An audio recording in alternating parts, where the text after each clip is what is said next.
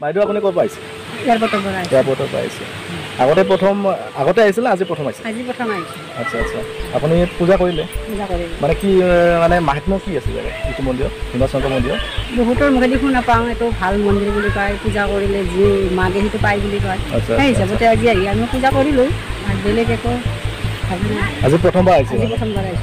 যদিহে আগতে এই মন্দিৰলৈ অহা নাই, ভীমাশংকৰ মন্দিৰলৈ বেলেগ মানুহবোৰে অহা নাই শুনি আছে, তেখেতসকলে যদি আহিব বিচাৰে আপুনি তেখেতসকলক কি ক'ব বিচাৰে?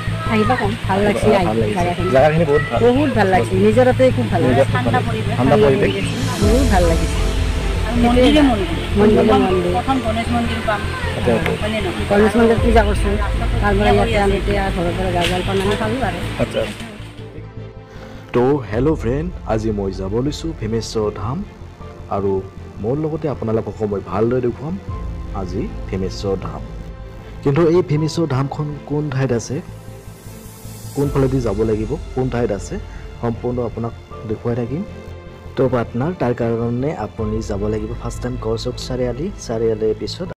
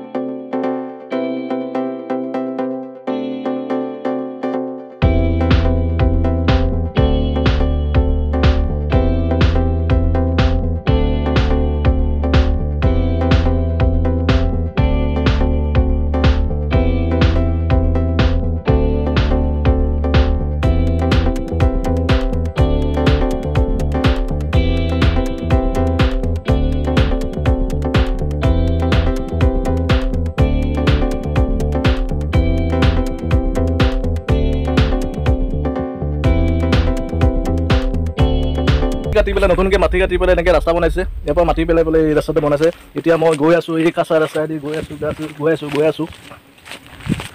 এনেকৈ আপুনি অলপ টাইম এনেকৈ খোজকাঢ়ি গৈ থাকিব লাগিব। যিহেতু এই মন্দিৰটো পাহাৰৰ একেবাৰে ওপৰত অৱস্থিত, পাহাৰৰ অলপ ওপৰত আহি পেলাই আপোনালোকে যদিহে গাড়ী লৈ আহে তাতে ৰাখি থৈ পেলাই, গাড়ীখন ৰাখি থৈ পেলাই আপোনালোকে এনেকৈ খোজকাঢ়ি আহিব লাগিব।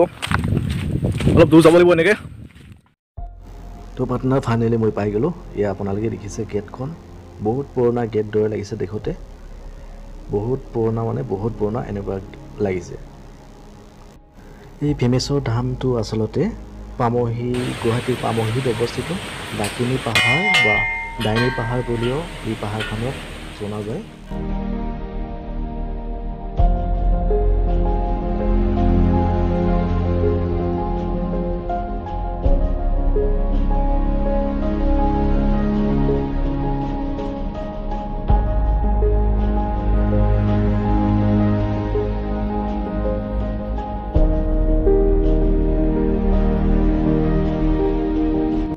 এয়া আপোনালোকে দেখি আছে খুব মানুহৰ ভিৰ, মানে ইয়াতে দূৰ দূৰণিৰ পৰা মানুহ আহে।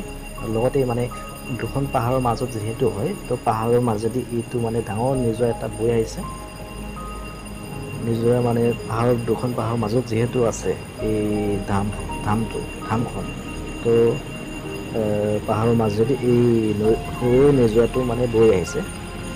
এতিয়া মই এই নিজৰা পানী গছকি এই সৰু মানে এইটো পাৰ হৈ যাব লাগিব। ইয়াতে আচলতে খুব মানুহৰ ভিৰ হয় বম ভৰালে আৰু শিৱৰাত্ৰিৰ দিনাখন। ইয়াতে আচলতে বলবম আৰু শিৱৰাত্ৰিৰ দিনবোৰত খুব মানুহৰ ভিৰ হয়, খুব ভিৰ হয়।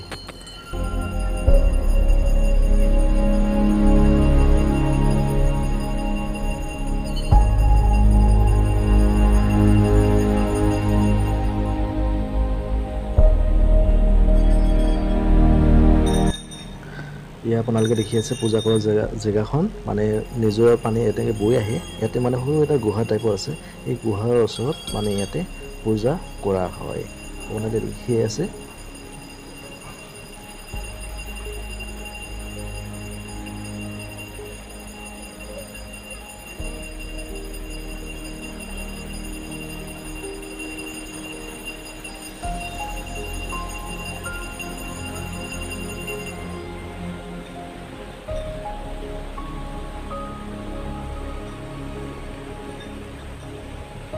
মন্দিৰলৈ তাতে মানে যিসকল মানে পূজা কৰিবৰ কাৰণে, পূজা অৰ্চনা কৰিবৰ কাৰণে দূৰ দূৰৰ পৰা মানুহ আহিছে।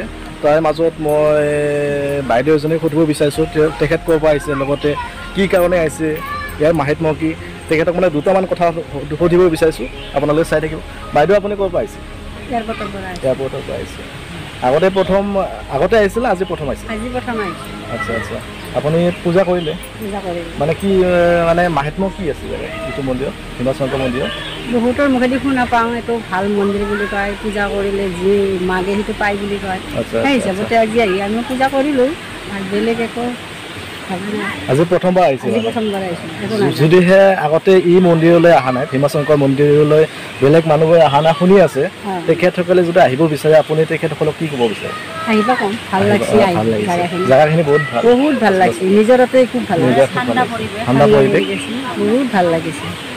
গণেশ মন্দিৰ পাম, গণেশ মন্দিৰ পূজা কৰিছোঁ, তাৰপৰা ইয়াতে আমি এতিয়া ঘৰৰ পৰা জা জলপান আনি খালোঁ আৰু। আচ্ছা।